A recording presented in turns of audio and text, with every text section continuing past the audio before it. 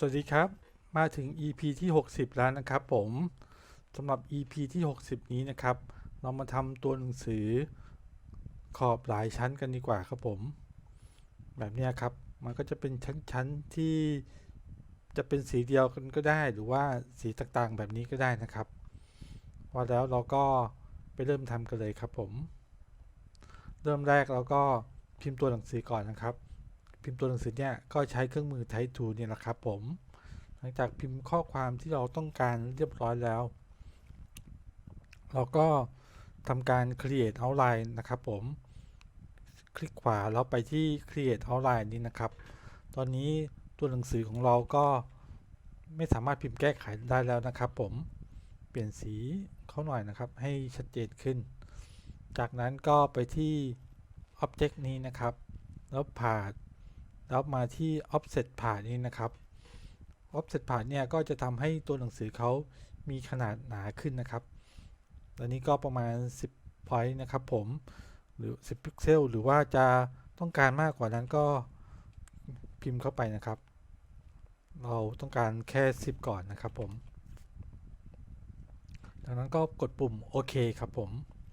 ทำการเปลี่ยนสีเขาเพื่อจะได้ให้เห็นชัดขึ้นนะครับแล้วมาคลิกขวานะครับเลือก Align นะครับเลือก Send to Back นะครับอันนี้คือขอบชั้นแรกนะครับชั้นต่อไปก็ยังคงเลือกอยู่นะครับไม่ต้องเอาออกไปแล้วก็มาที่ Object นะครับมาผ่า Offset ผ่านะครับก็จะไปอีกชั้นหนึ่งนะครับกดปุ่มโอเคครับเปลี่ยนเป็นสีเหลืองนี้นะครับแล้วก็ทำการคลิกขวาเลือก Align เลือก Send to Back นะครับเพิ่มไปอีกชั้นหนึ่งนะครับ Object ผ่า Offset ผ่าที่10นะครับกดปุ่มโอเคเลือกเป็นสีเขียวนะครับเดี๋ยวเราจะไล่สีไปก่อนเลยละกันคลิกขวาแล้วก็ Align Send to Back นะครับอยากได้กี่ชั้นเนี่ยเราก็ทำไปเรื่อยๆนะครับ Object ผ่า Offset ผ่าโอเคเปลี่ยนเป็นสีฟ้า Align Send to Back Object ผ่า Offset ผ่าโอเคนะครับแล้วก็สุดท้ายสีดำดีกว่านี่นะครับ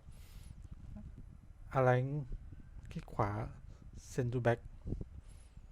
เท่านี้เราก็จะได้ตัวหนังสือที่มีขอบหนาเป็นชั้นขึ้นไปนะครับผมถ้าเกิดเป็นไงครับไม่ยากเลยใช่ไหมครับ